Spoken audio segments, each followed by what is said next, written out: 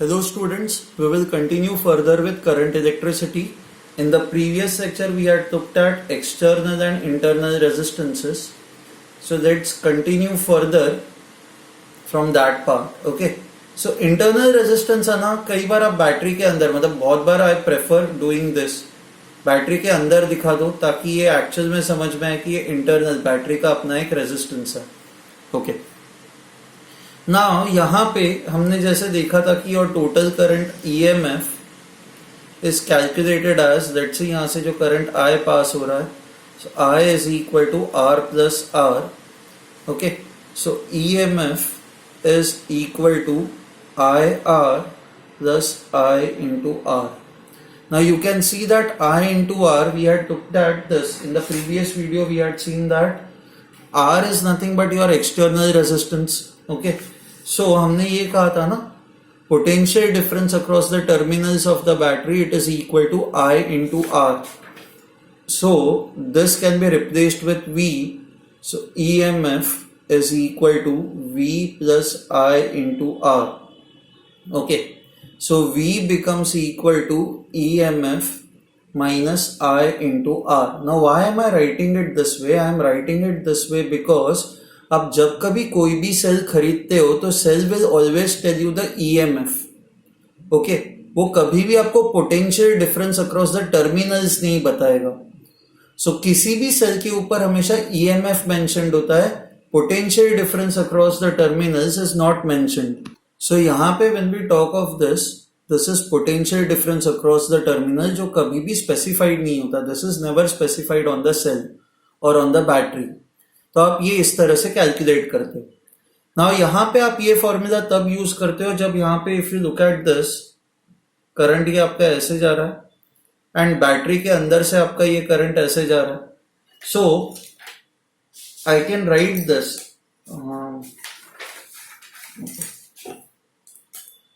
So this formula is used when the current is going from lower terminal or lower potential to higher potential or from negative, इसको हम लोग negative terminal कहेंगे, इसको हम positive terminal कहेंगे. So this formula is used when the current is from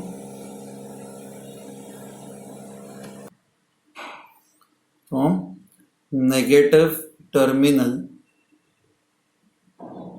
to positive terminal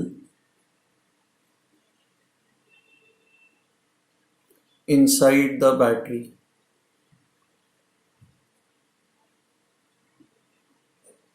Okay, current is from negative terminal to positive terminal inside the battery. ठीक है, तब जाके आप ये फॉर्मूला यूज करोगे. अच्छा, बट मान लो somehow, ठीक है, ये हम लोग आगे केसेस देखेंगे, मान लो ऐसा कुछ केस हो रहा है जैसे for example, okay, let me do it this way.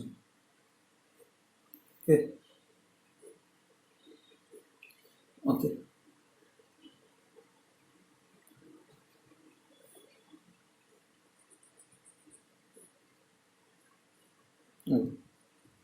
now if you look at the two batteries over here, okay, let's say ये जो फर्स्ट बैटरी है, इस बैटरी का जो ईएमएफ है that is equal to,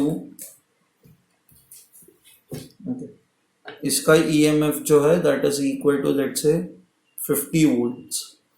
and ये जो second battery है इसका EMF let's say it is equal to 5 volts. Okay, now ये वाली जो बैटरी है, this battery will send current in this direction.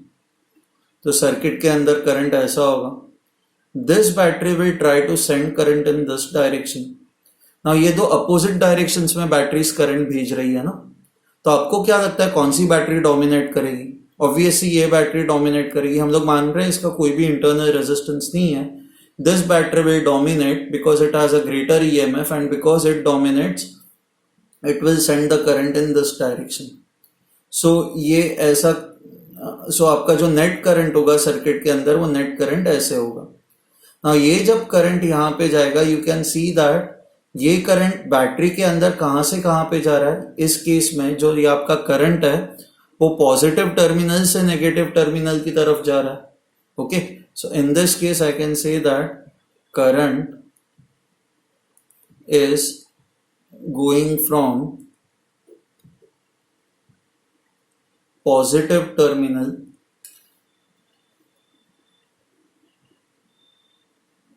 to negative terminal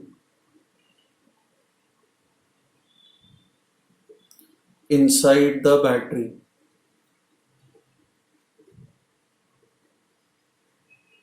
Okay. Now, when the current is going from positive terminal to negative terminal inside the battery, let's say internal resistance is R1, let's say इसका EMF is E1, so इस case में potential difference across the terminals कितना होगा? So therefore, potential difference across the terminals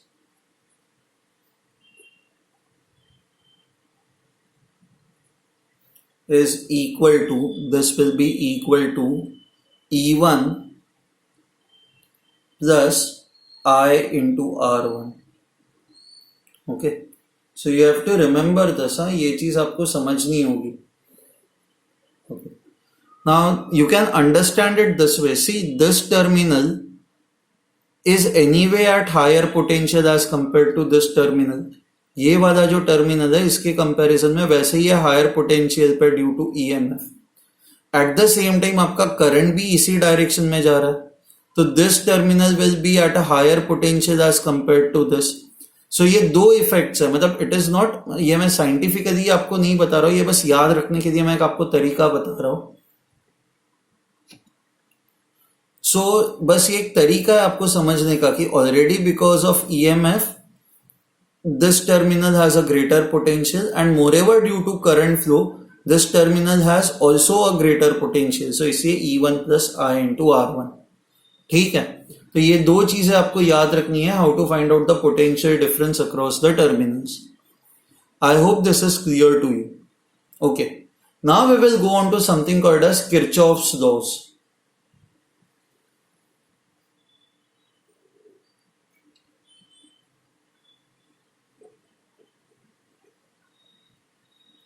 Now, why do we need Kirchhoff's laws? The reason is because कि when you have a simple circuit, जहाँ पे resistances बस simple series में या parallel में connected है, तो आप उनको बहुत ही आराम से सॉल्व कर सकते हो.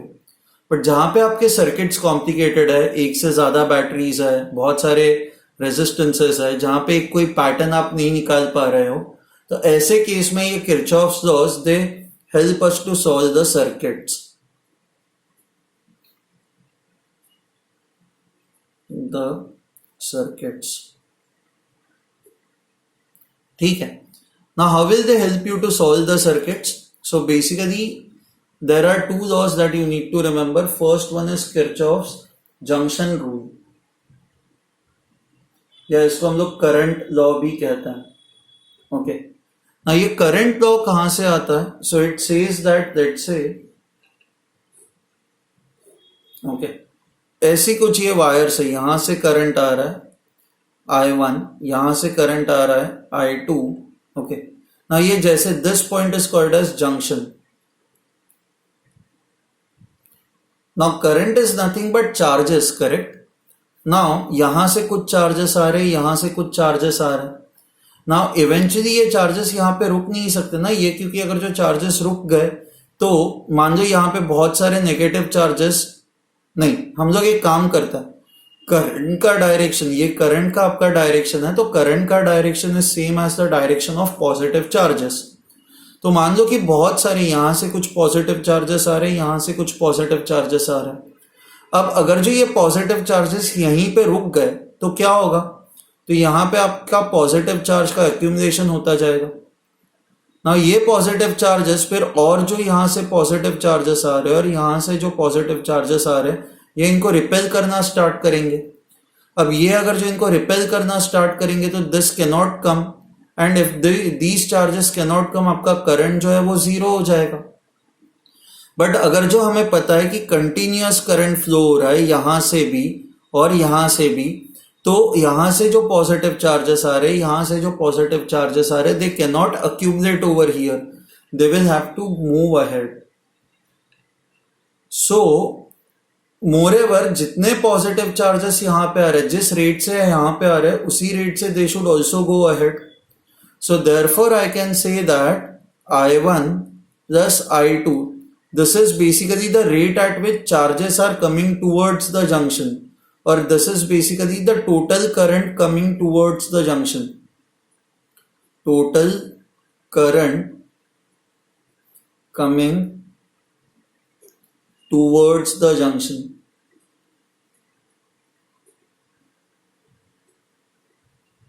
Let's say यहां से जो करंट जा रहा है that is I3, this will be equal to I3. This is basically the current going away from the junction.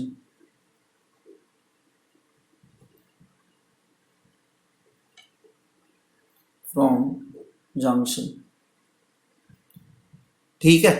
सो जितना करंट जंक्शन की तरफ आ रहा है उतना ही करंट जंक्शन से दूर जाएगा. ओके. अब इसके कुछ कुछ एप्लीकेशंस देखता है. सो पहला एप्लीकेशन ये है, मान लो आपकी वायर ऐसी है, वायर का क्रॉस सेक्शन एरिया ऐसा है. ओके. नाउ अब दो इस वायर के दो सेक्शंस देखो. एक ये सेक्शन है, लेट्स से यहाँ पे cross section area is S2, यहाँ पे cross section area is S1. Okay. Now यहां से ये ऐसे करंट फ्लो हो रहा है, मान लो ना. आपको ये तो पता ही है कि जितना करंट यहाँ पे आ रहा है उतना ही करंट बाहर निकलना चाहिए. Okay. Charges can not accumulate, यहाँ पे charges can not accumulate. And similarly यहाँ पे जितना करंट आ रहा है उतना ही करंट यहाँ से बाहर भी निकलना चाहिए. So what we realise is कि हम ये रियलाइज कर रहे हैं यहाँ पे कि हर सेक्शन के अंदर जो आपका करंट होगा that current has to be same. Okay. Current through every section has to be same.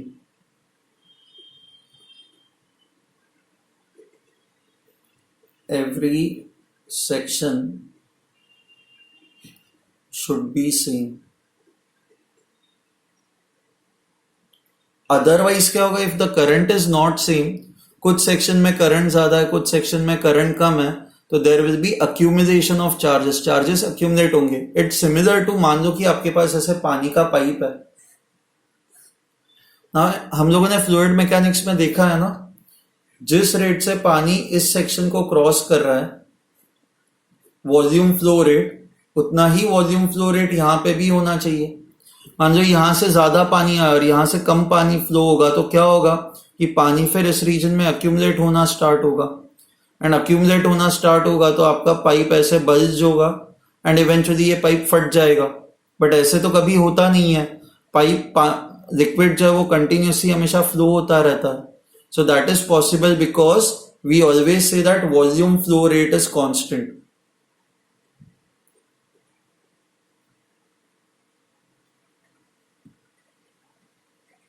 By the same logic, यहाँ पे चार्ज का जो फ्लो रेट है that rate is constant, और current through every cross section, this is nothing but charge flow rate.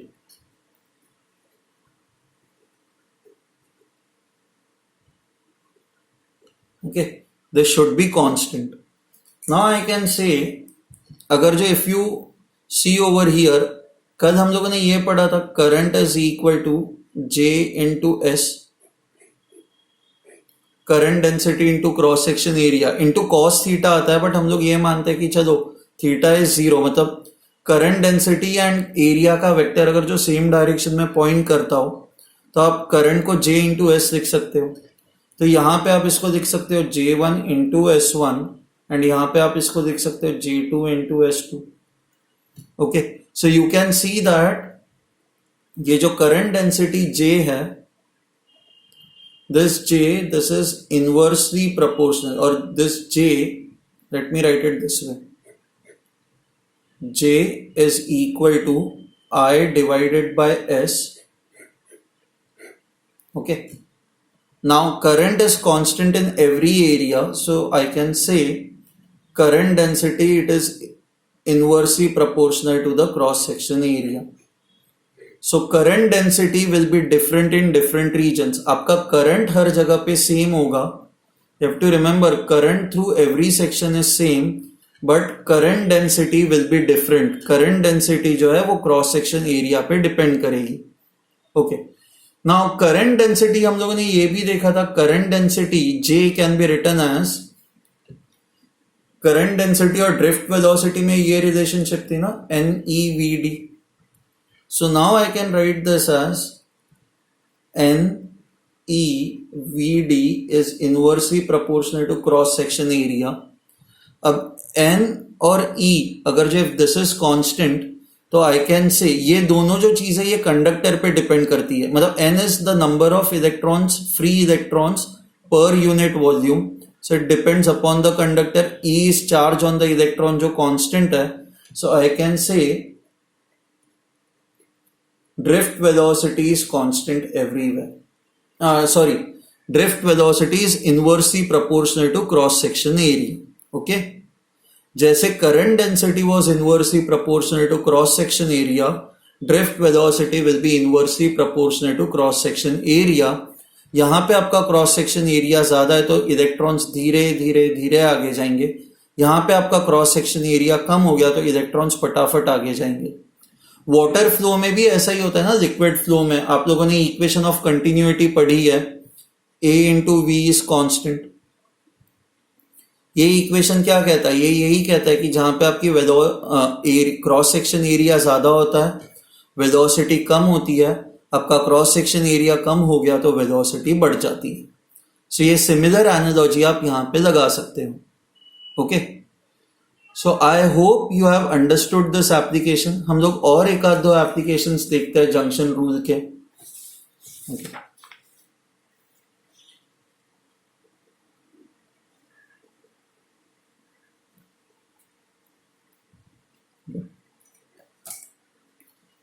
ना मान लो कि यू हैव, ये इस तरह से वायर है, ये 10 एम्पियर जंक्शन की तरफ आ रहा है, यहां से 6 एम्पियर्स जंक्शन से दूर जा रहा है. आपको ये फाइंड आउट करना है कि यहां से कितना करंट पास होगा. Now we know that total current coming towards the junction, junction की तरफ कितना करंट आ रहा है. इसी वायर से जो करंट आ रहा है वो जंक्शन की तरफ आ रहा है ना. ये वाला करंट भी दूर जा रहा है, ये वाला करंट भी दूर जा रहा है. यह आया समझ में आपको? So now I can say this, current coming towards the junction, this is equal to 10.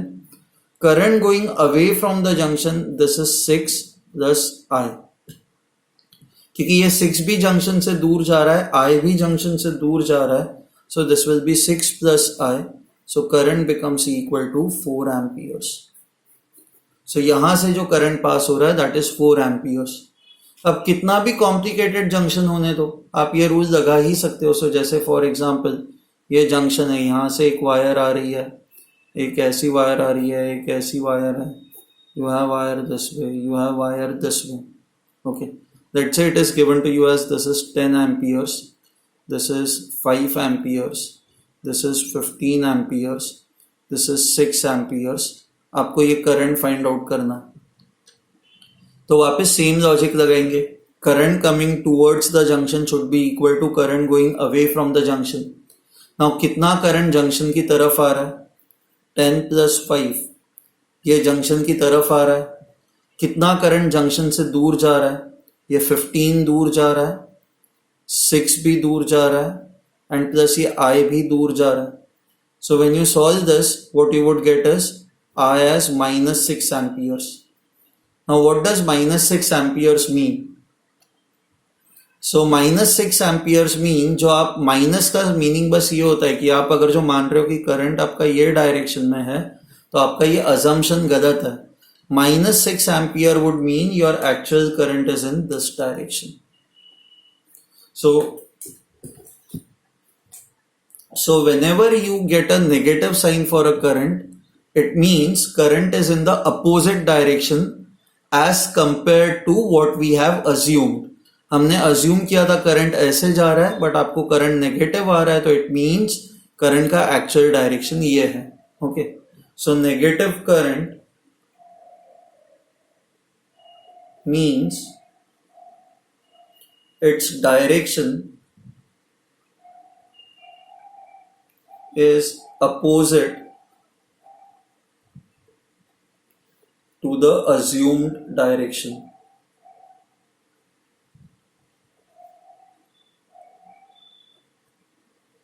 Okay, so I hope you have understood this. अब सीधा हम लोग ये इसका ऐसे भी यूज कर सकता है।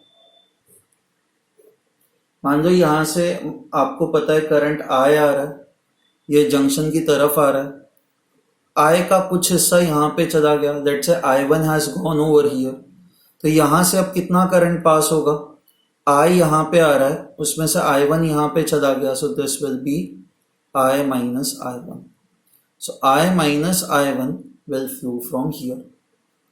ठीक है, so again current coming towards the junction would be equal to I, current going away from the junction this plus this, अब this plus this करोगे तो आपको I ही मिलेगा। so I hope you know ये जंक्शन रूल कहाँ से आता है, ये कैसे अप्लाई करना है। ठीक है, ये जंक्शन रूल जो it is based on conservation of charge.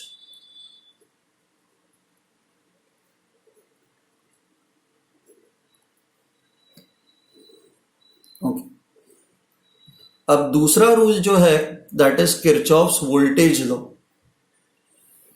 जिसको लिखा जाता है KVL, Kirchhoff's voltage law. Okay, अब ये जो किरचॉफ्स वोल्टेज लॉ है, किरचॉफ्स वोल्टेज लॉ, इसको हम लोग लूप लॉ भी कहता है। ओके, नाउ इसका वर्डिंग ऐसा है, the summation of all potential differences, okay, and EMFs is equal to 0, okay, in a closed loop. Now let's try to see कि ये लूप कहता, what does this loop law या voltage law actually tell us, okay, इसको समझने की अब कोशिश करते हैं, फिर इसको हम लोग अप्लाई करेंगे। so, जैसे फॉर एग्जाम्पल मान लो ये एक रेजिस्टर है, ये सेकेंड रेजिस्टर है, okay, you have this and इसका इंटरनल रेजिस्टेंस ना अब से मैं बाहर दिखाऊंगा R, okay, fine. Now this is EMF is E, ठीक है। नाउ यहां से जो आपका करंट जा रहा है, let's say that is I, ये बैटरी करंट सप्लाई करेगी, this is R1, this is R2. Now if I mark various points, this is point A, this is point B, this is point C, तो ये भी point C होगा क्योंकि ये हमने देखा है प्रीवियस लेक्चर में, these two points are directly connected by the conductor. Let's call this point as point D, so this is also point A, ये आपका point A हो गया, okay, fine. Now if I write this VA minus VB plus VB minus VC plus VC minus VD plus VD minus VA, ये क्या हो जाएगा, VA और minus VA cut हो जाएगा, minus VB plus VB cut हो जाएगा, minus VC plus VC cut हो जाएगा, minus VD plus VD cut हो जाएगा, so this will be equal to 0। ठीक है, this will then be equal to 0। Okay, so अब VA माइनस VB क्या होगा, so it is potential difference across this, right. We know that A is at higher potential, B is at lower potential, and VA minus VB, it is nothing but potential difference. Okay. Now हमें ये पता है कि, sorry for the disturbance, VA minus VB, this is I into R1. Okay. Plus VB minus VC, ये same current यहां से भी flow हो रहा है। अब सेम करंट अगर जो यहां से फ्लो हो रहा है तो VB माइनस VC, B का पोटेंशियल C के कंपैरिजन में ज्यादा ही होगा क्योंकि करंट यहां से यहां पे जा रहा है, तो VB minus VC is potential difference across this resistor, that is I into R2। अच्छा, VC माइनस VD, ये आपका सेम करंट I यहां से यहां पे जा रहा है, तो सेम करंट यहां से यहां पे जा रहा है, तो VC minus VD, C will be at higher potential, D will be at lower potential, So VC minus VD would be equal to I into R, potential difference across this internal resistance. अच्छा, plus VD minus VA. अब battery के अंदर कोई resistance नहीं है ना, जो भी था वो हमने बाहर दिखा दिया. तो अब बैटरी के अंदर जब कोई रेजिस्टेंस नहीं होता, if there is no internal resistance, let me show it to you this one. एक मिनट. हाँ, इमेजिन करो कि बैटरी के अंदर कोई इंटरनल रेजिस्टेंस नहीं है. So if R is equal to 0, then V should be equal to EMF. Potential difference across the terminals should be equal to EMF. So ये सेम लॉजिक मैं यहां पे लगा रहा हूं कि जो भी इंटरनल रेजिस्टेंस था आपने बाहर दिखा दिया, तो अब कोई भी यहां पे अंदर इंटरनल रेजिस्टेंस नहीं बचा ना. तो सिंस इंटरनल रेजिस्टेंस नहीं बचा, तो potential difference across the terminals VD minus VA, D is connected to this terminal, A is connected to this terminal. तो VD माइनस VA, ये term is potential difference across the terminals.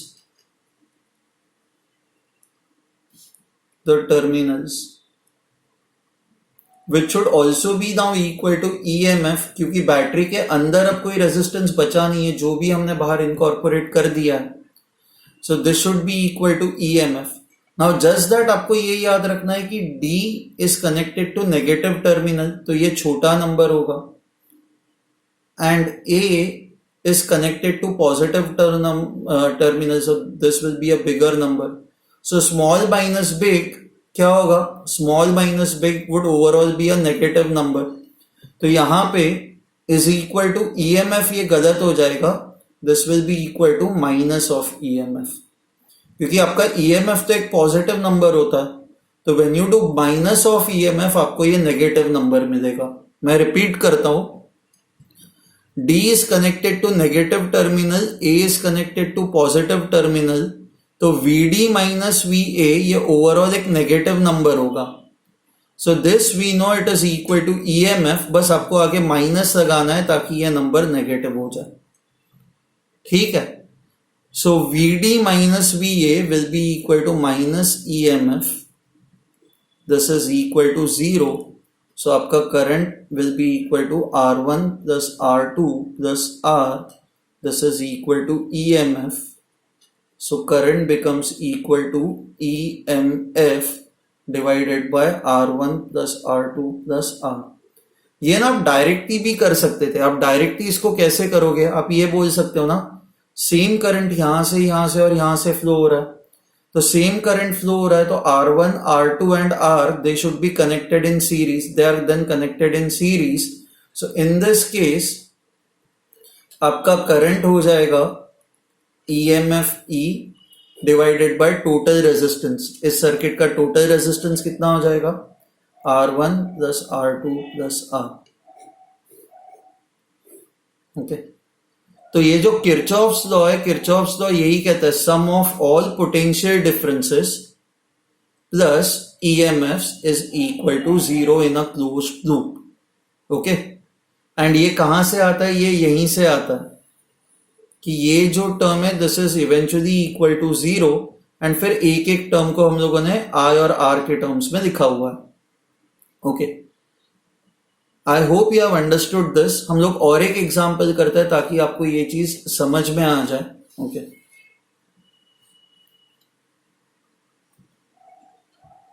Let's say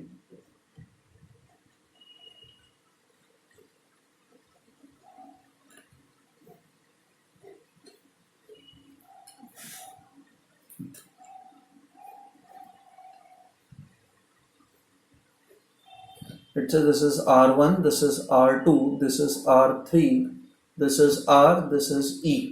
okay. अब यहां पे आपको Kirchhoff's laws लगाना है. अब कैसे आप लगाओगे? बैटरी का काम होता है करंट सप्लाई करना, तो बैटरी करंट सप्लाई करेगी. ये करंट यहां से यहां तक जाएगा.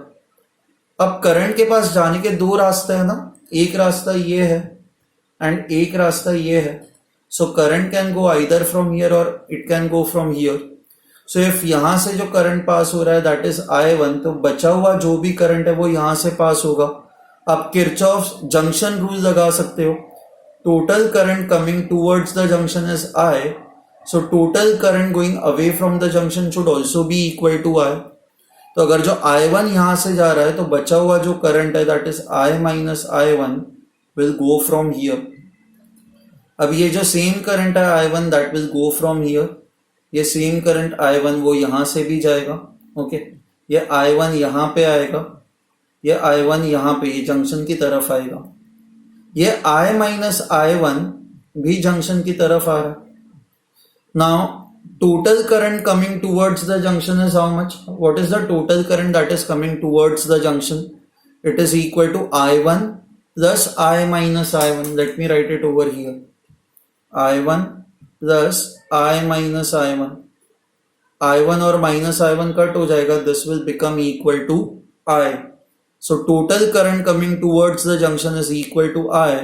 So total current going away from the junction should also be equal to I. तो ये I यहां से जाएगा. This I will flow through this resistor and it will again go into the battery. The rule is this: battery से जितना current निकल रहा है उतना सेम करंट वापस बैटरी के अंदर जाना ही चाहिए. It should go into the battery. Okay, so ये यहाँ पे और यहाँ पे हम लोगों ने जंक्शन रूल यूज किया.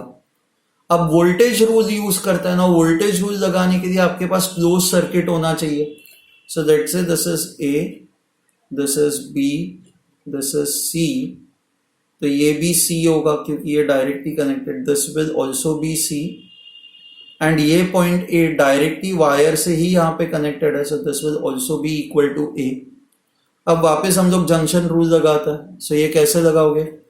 We A voltage rule, V A minus V B plus V B minus V C plus V C minus V A should be equal to 0.